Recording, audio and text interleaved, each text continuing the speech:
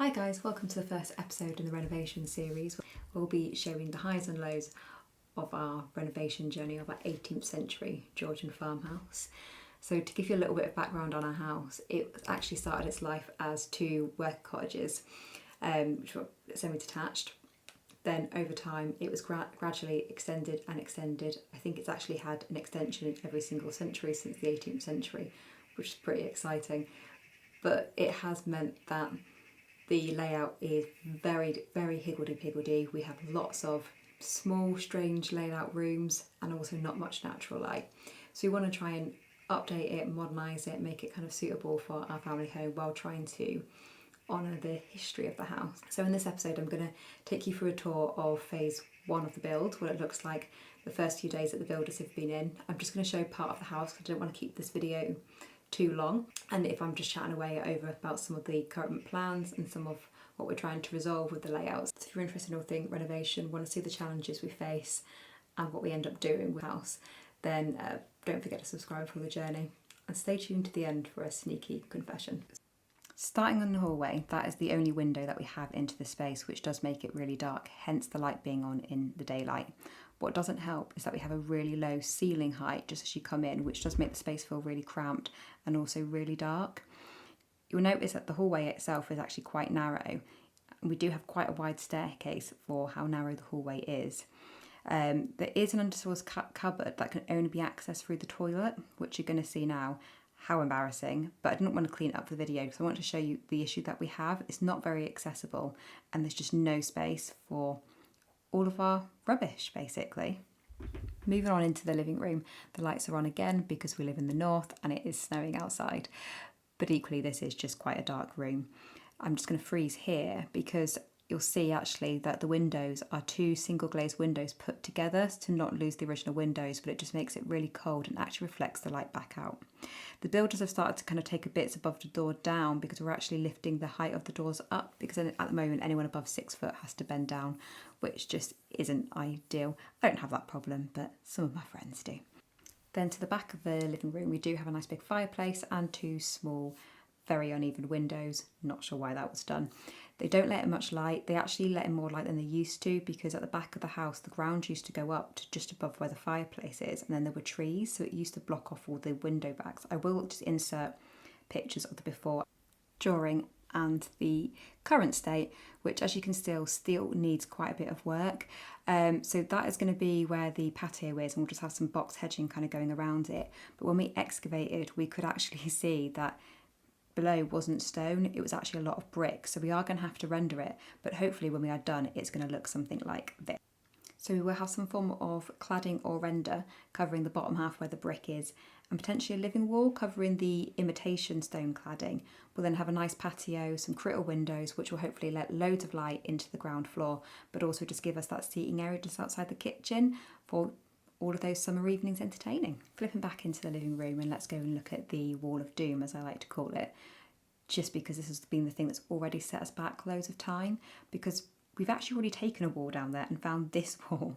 And if you can just see, there's a staircase hidden in that wall where basically what they have done is just built around a staircase and a fireplace. So they had a wall and then they had a breeze block wall. So you can just see where the breeze block wall has come down, just down that kind of crack over there, just to give you an idea on size. Which, to be fair, was a good thing because it does mean that we can open up that window on the left just a bit more. Then over onto this side, we've got like an interesting arch with some recessed shelving. I think we are going to keep that.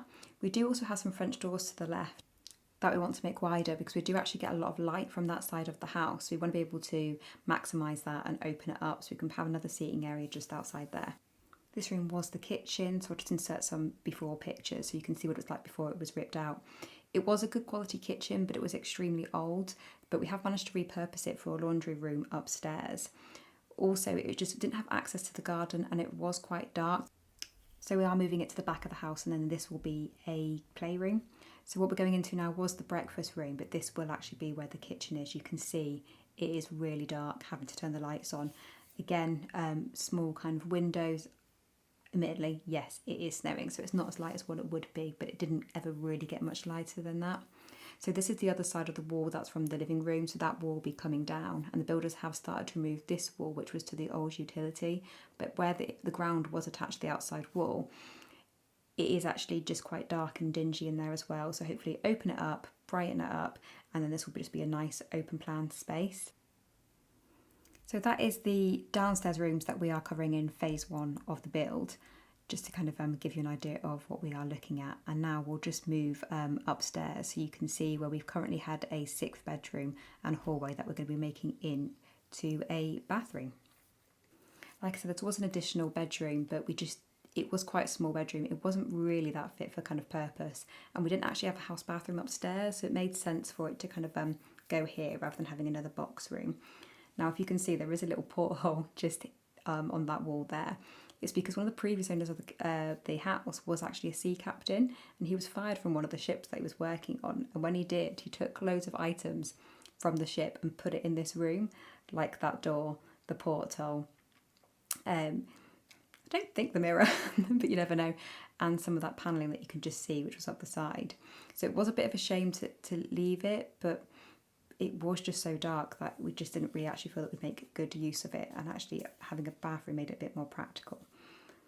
So just to kind of give you a little bit of a glimpse through the portal, you can just see where a bit of corridor is. Now that corridor just takes to one other bedroom, so actually we thought we'd kind of remove that so that the other bedroom can just be used as a guest room, and they just have kind of access to it. I have a lot of family that don't live local to me, so when they do, they need somewhere to come and stay, so we thought it'd be quite nice that we have their own space. There is a separate staircase that just goes to that room, so we just thought it made sense all round to make this space a bit bigger, and then actually separate that other top half of the house off. So this will be the staircase just down there to the right, which takes you through to the guest room, which is just opposite. And then this will be the bit of corridor that we're actually knocking through into. Weirdly, that cupboard door leads to the shower in the ensuite of our bedroom. I don't know why that was kind of in place. That ladder is also from the captain's ship, along with that little light on the left there. So this bit of corridor will go. Now if you see up to the roof space, that was actually a nice find, because what we have worked out is we can actually vault the ceiling here, because the ceiling is really low, which, you know, it is one of those things with a house that's kind of built of that time in the 1700s, is they did have low ceilings. So we are just hoping to kind of get that extra bit of height there and just a bit of space from bringing that wall down. Back downstairs, that door just takes you through to the kind of playroom, and then if we kind of come through here, we actually go into what was kind of a formal dining room. It's actually going to be my office. I don't really feel like we need just a separate dining room. This is the hatch to give you a sneak peek into a few weeks' time, into all of the chaos with the windows all kind of coming, window openings all being done. The panelling we are keeping, we do love it. It's original, it feels a shame to get rid of it, as with the stone fireplace. The parquet flooring, I'm gutted to say that we had to rip that up. We're putting underfloor heating down, and that parquet was straight onto concrete. It was just so cold, it made the room unusable. So we are going to try and repurpose that into either another room or to some furniture, because we just couldn't bear ourselves to put it in the skip.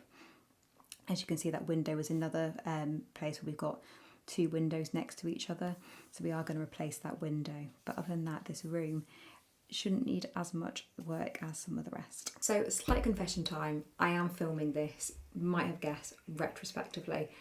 The reason being is the first 6 weeks there's a lot of demolishing and not much was going on, and my intention was to do weekly updates. However, I don't actually think that would have been very interesting to watch. So if you wanted to kind of fast forward, like I wish I could, then please click here to see how we're looking in 6 weeks' time.